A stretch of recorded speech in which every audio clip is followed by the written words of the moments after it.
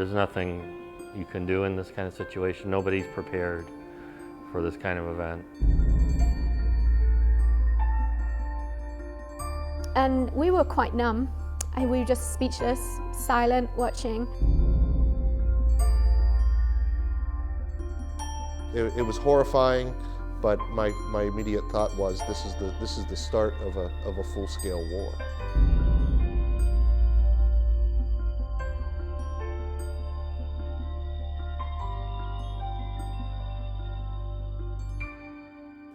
Hello, I'm Hillary Neal, a journalism and digital media major at Ashland University. Welcome to 9/11 Remembered. Our university, like many others across America, was shocked and forever changed by the events of September 11, 2001. For the 10th anniversary, we gathered members of the AU community to reflect on that tragic Tuesday morning. At some point I went walking through the building for something and noticed people kind of gathered around and huddled around some of the television screens. It was break time, and I was just downstairs getting a panini from one of the Italian bakers, and he had the television on. He was very upset, but my Italian was horrible at the time, so I couldn't really quite understand and he just pointed to the television and said, look. All of a sudden, the phone rang, and that was just as I was about to go and check my emails. And I always check the BBC News and get the headlines from home. I was listening to a sports talk show, and the talk host broke in with a story that a plane had hit the World Trade Center. Like a lot of people, my tendency was to assume it was an accident. In fact, the way that they were talking about it on the news, it was as if it was a Cessna, some pilot had flown off course or fallen asleep or something and flown into it. Someone came in and said that a plane had hit one of the buildings in New York and that it was somehow serious, and we were almost finished with the class anyway, so I just, this was about 9 o'clock I think, just after 9. And so I dismissed class. I turned the radio on, it was in my car as I was headed back to campus, when I learned that it was far, far bigger than what I had been led to believe. I went in and turned the TV on and saw the image and realized that it wasn't a small plane. Clearly the damage was significant. So I started watching to see what was happening, just like everybody else did. And it was while we were watching it in Amstutz that the second tower came down. And it was roughly at that time that the university announced that they were canceling classes for the day. We then started to try and call New York to try and get hold of our friend and make sure he was okay. And of course, nothing. No one could get through to anything. You know, we were just sort of perplexed at first, and gosh, that's so bad because one plane had hit a building, World Trade Center. But then a few minutes after we got there, I'm not sure how long after, 5 minutes, the second plane had hit. And then the atmosphere and the reactions of those watching television, most of them were students, changed entirely, and they started weeping. And we were quite numb. We were just speechless, silent, watching.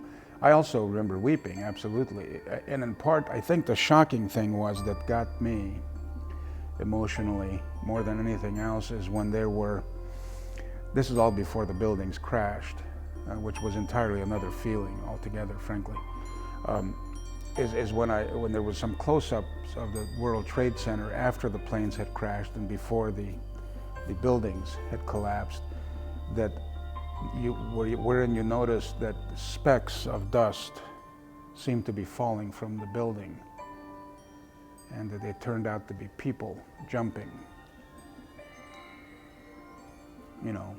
80 floors high or whatever, because that was shocking.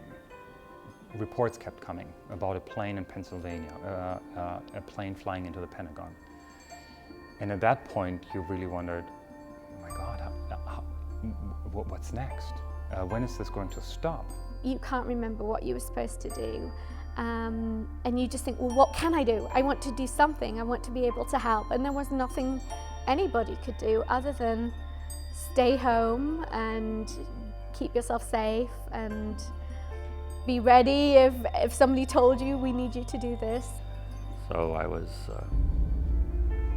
shocked because, like I said, I had just gotten back from New York a few days before that. And I had been in the World Trade Center at the top on the previous Sunday. Well, I suppose like everyone was just sort of stunned. It's just like, is this really happening? What's really happening? And nobody understood, of course, how things were going to play out over the rest of that day and the next couple of days. At the time, we heard about the towers, but then those fell, and in addition to that, we heard about the hijacked planes and the Pentagon, and it just seemed like the world was falling right then. And so, as you can imagine, I'm sure you remember, everybody was just kind of in a state of shock. The view of the towers crashing, I mean, it was just extraordinary. I mean, it might as well have been a nuclear weapon, as far as I could tell, psychologically, to me or other people. So anger at that point, boy, whoever did this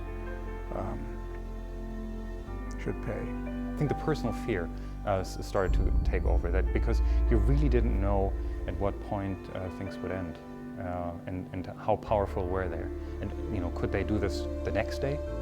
Could they do it in a week again? It was horrifying, but my immediate thought was this is the start of a full-scale war. I didn't get angry. I was never angry that day.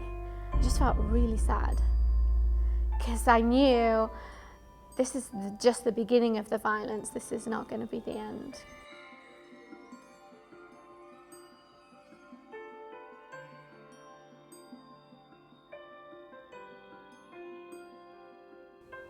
Like the professors, students had their own personal reactions to the terrorist attacks of that day.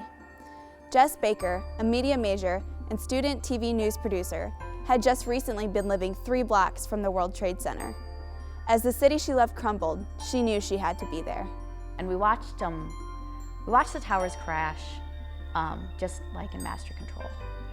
And living there just 3 weeks before this had happened, and so close, it was just like, you see that part of your life, just, you can't believe it. And I grabbed my best friend, who was also kind of the number 2 here, Laura, and I was like, well, maybe we'll go to Pennsylvania, because we had heard that something had crashed. And she had a car, I didn't have a car, and we got in her car, and we didn't even have real media passes. We got to Johnstown, and just as we were getting into Johnstown, they said it's Shanksville. They finally said where it was. So we hit there about 5:36, and there were police, but they let us through with these made-up IDs. But the guy just waved us through onto this dirt road. And so we were there, and Tom Ridge was the governor at the time, and we listened to him speak about what had happened there, and just about Flight 93. And how they at that time even thought that the passengers had fought back, and that's how it didn't turn back and go to the White House and whatnot. And so they had a tour, 2 tour buses, and we went on the second one because we had gotten there late. We didn't even really know we'd get there in time to see anything or even know he was going to be there. But we got on the tour bus, and it was weird because we couldn't even see anything. It was just this line of smoked out trees, basically, because it was behind the tree line. And the sun had set, but it was just weird being in that field as the sun set in Shanksville on 9/11, on this big tour bus with a couple other media people, just looking at this line of what had happened. We went to maybe an Eaton Park somewhere in Pennsylvania, and finally called our parents and told them where we were, and both of our parents knew what thoughts we had. We didn't really tell them we were going to go to New York, and I think we were a little scared to go. So we're still sitting in the Eaton Park, and this is probably, later, probably 8, 9, and I was like, well,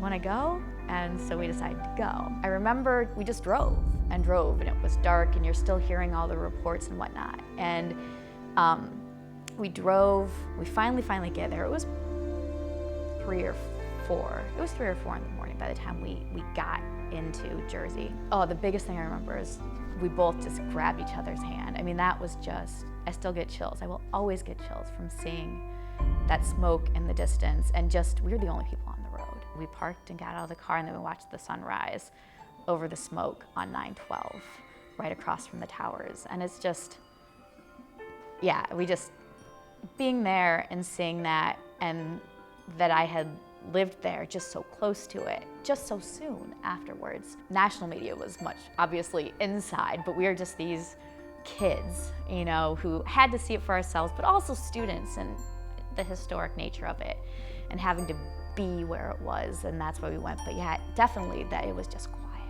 It was so quiet. I always wanted to do media, and I always wanted to do TV and radio, and I still, that's when Laura and I got there, like days like that, I know is why I do what I do now. We got home, finally got back to Ashland. I remember calling my dad. He's like, I told you not to go, but I'm also really proud of you. So that was kind of neat.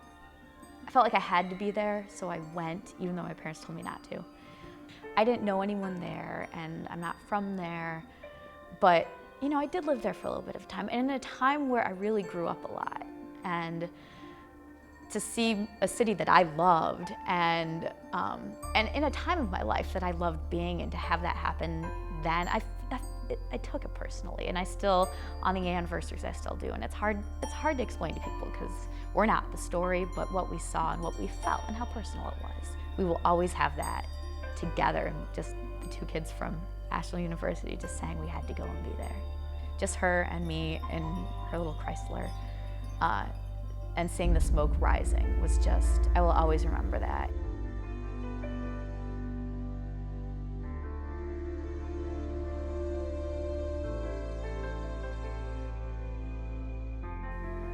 In the weeks following the attacks, the country changed dramatically. Patriotism blossomed, the Patriot Act became law, and the Department of Homeland Security was born. And we launched the War on Terror, which still continues today.